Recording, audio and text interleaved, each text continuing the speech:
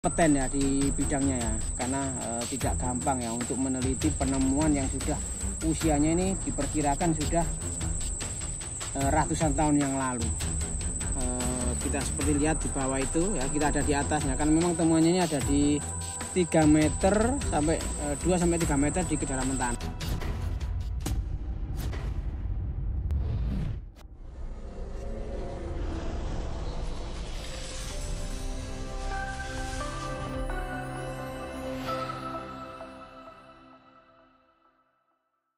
Salam sehat, salam budaya, damai selalu Nusantaraku tercinta dimanapun Anda berada. Oke, bagaimana kabarnya saudara-saudaraku tercinta? Semoga kita semuanya diberikan kesehatan jasmani dan rohani, dilapangkan rezekinya, digampangkan usahanya ya, diberikan kelancaran ya setiap pekerjaannya ya.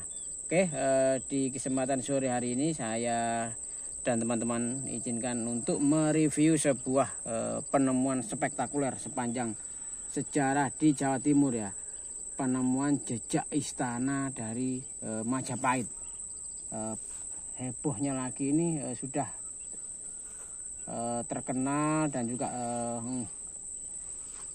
di seluruh dunia ya, karena memang ini penemuan yang spektakuler ya, tidak tanggung-tanggung, seluas 6 hektar ya lahannya ini ya, sedangkan dinding luarnya istana dari Briwengker ini panjangnya sekitar 315 meter.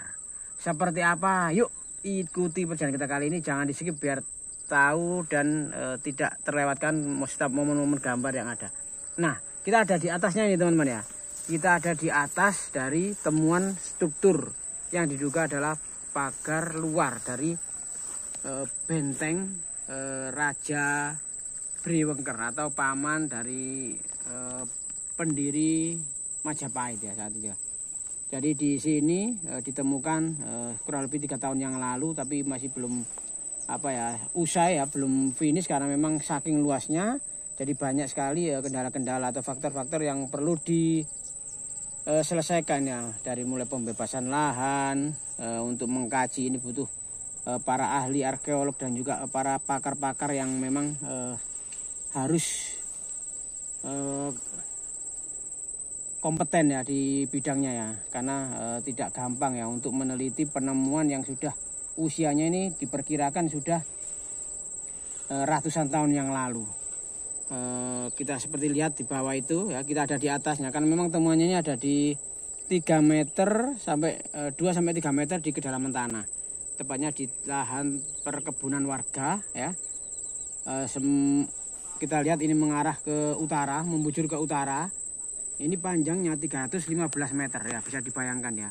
Pada zaman dahulu nenek moyang kita, leluhur kita, dengan keterbatasan yang ada ya, belum seperti sekarang ini ya, ada alat berat, ada alat-alat mesin-mesin yang canggih, bahan-bahan juga sudah lengkap, besi, semen. Tapi di waktu itu dengan alat yang sekadarnya dan juga kita tahu sendiri perekonomian kita dulu jelasnya tidak seperti sekarang, tapi leluhur kita sudah bisa membuat karya megah yang seperti saat ini. Oke, kita coba masuk lebih dalam lagi, mendekat ya. Dari benteng pagar luarnya saja tebalnya itu kurang lebih 2 sampai 3 meter ya teman-teman. Yang mana itu? Yang ini ya, posisi ya, bisa kita lihat ya, ini ya. Oh, itu tebal sekali. Tapi itu posisinya rapi sekali ya. Iya ya, sampai ini itu benteng atau pagar pembatas yang sisi barat. Ini sisi barat ya, bisa dibayangkan ya. Pagar bentengnya aja sedemikian besar. Tebalnya kan besar. Ya, bagaimana isi dari bangunan utamanya? Bangunan utamanya nanti kita akan review semuanya. Kita lihat dari sisi baratnya dulu. Ada kurang lebih 315 meter dengan panjangnya 315 meter, lebarnya 3 meter ya, di luas lahan 6 hektar. Ya, jadi situs ini tidak jauh dari pemakaman umum. Oke, kita masuk ke dalam atau kita lihat atas saja ini dulu teman-teman? Kita lihat atas dulu aja, enak. Ya, nanti yang satu minta turun gitu. Yang ke atas dari atas, nanti ke reviewnya. Ya, kita dari atas saja. Oke ya. Kita lihat dari atas ya. Jadi biar tahu pemandangan dari tampak dari atas. Ini dekat sekali dengan pemakaman Dusun Bendo ya teman-teman. Nah, itu makamnya. Mana makamnya? Nah, itu makam umum ya. Itu makam umum. Itu pemakaman umum. Oh, itu pemakaman umum Iya. itu. Terus sebelah sini ini apa ini? Ini pundennya. Kayak itu yang punden itu ya, punden. Nah, itu punden. Yang Di itu pemakaman bikin umum itu juga ada temuan yang juga spektakuler. Oh, di sana. Di sana juga ada batu-batuan besar, batu boulder. Dan juga sempat ditemukan kerangka mayat pada di kemungkinan era tua ya, entah memang sebelum atau sesudah Majapahit, masih dalam penelitian. Tapi kita akan review yang ada di sini dulu. Ini adalah benteng yang paling barat. Bisa kita lihat, nah, ini diperkirakan adalah pintu gerbangnya. Pintu gerbangnya bisa dilihat ya, kalau dari baratnya itu menjorok keluar, itu ada gapura. Gapura 1 dan 2 itu untuk memasuki benteng itu sendiri. Nah, ada bilik-bilik kecil. Kemungkinan sebelum masuk ke istana itu harus seperti sekarang ya, ada ring 1, ring 2, ring 3. Itu harus disterilkan dulu ke ruang sebelah sini. Nah, seperti ini ya teman-teman. Ini hanya perkiraan saja ya, kalau kita lihat. Nah, ini menjorok keluar ya. Ini sepertinya ini juga tiang besar. Tiang besar ya, menjorok keluar dan ke dalam. Jadi para arkeolog memang sangat ekstra kerja keras dan juga sangat berhati-hati untuk menyimpulkan ini. Ini hanya masih perkiraan saja ya, karena memang masih dalam proses penelitian, pengkajian dengan teman-teman yang ada. Kebanyakan memang dari bata merah. Bisa dibayangkan ya, lahan seluas itu habis berapa kubik ya bata merahnya itu ya. Nah, dan apalagi ukurannya sangat besar-besar. Makanya bisa kita bayangkan nenek moyang kita dulu teknologi seperti apa yang digunakan. Nah, kita sebagai generasi penerusnya kita harus punya istilahnya ilmu untuk mempelajari hal-hal seperti ini. Ini tugas kita, merawatnya, melestarikan dan juga mempelajari apa yang bisa kita ambil, kita petik dari penemuan ini. Jadi arkeolog ini sudah melakukan penggalian selama beberapa tahap ya untuk situs ini. Oke, kita ke sana.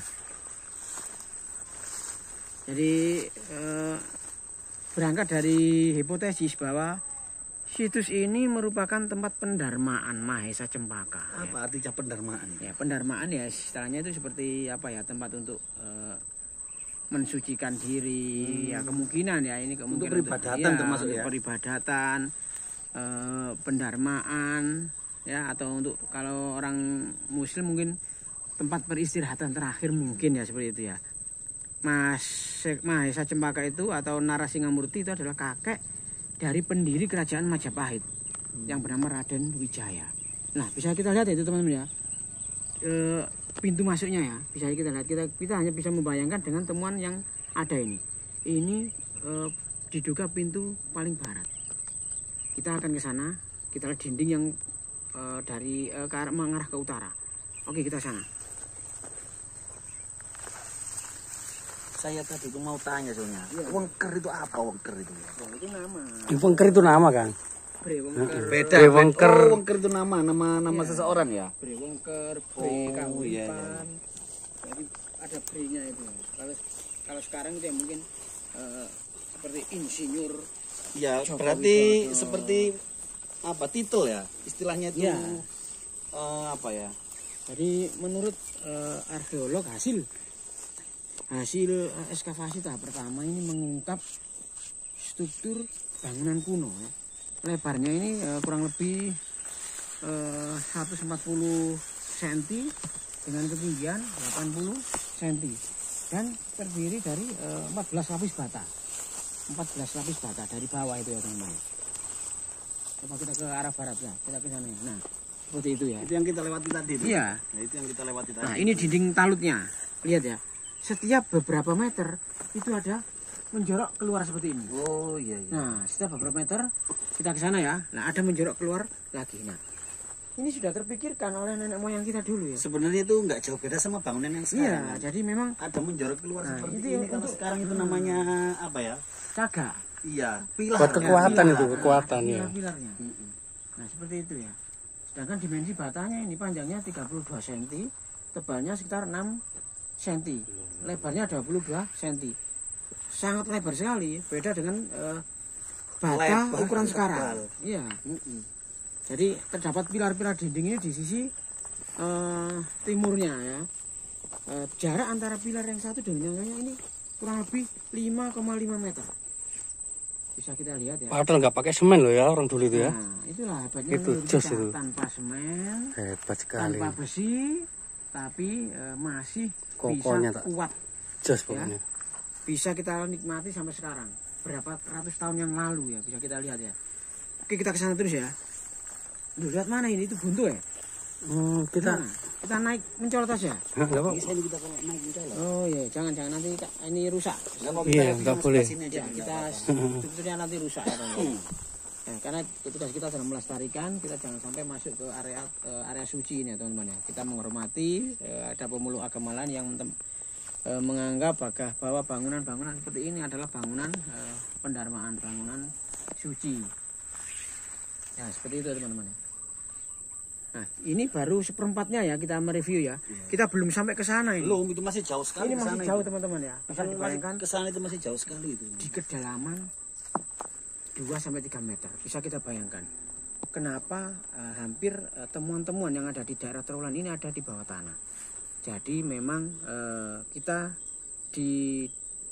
diliputi atau didekati dengan gunung-gunung besar. Ada Gunung Anjasmara, Gunung Penanggungan, Gunung Welirang ya.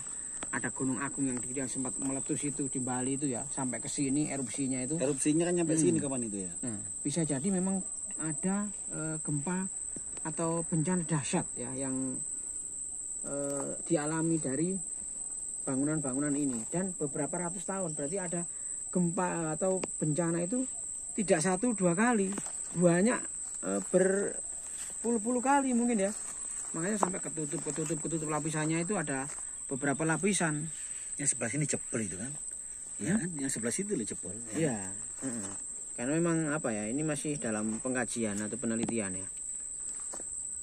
Jadi sudah pihak dari BPCB ya, sekarang berganti nama dengan BPK atau Balai Pelestari Kebudayaan, itu sudah melakukan ekskavasi ini sebanyak 4 kalau nggak salah 4 sampai 5 kali.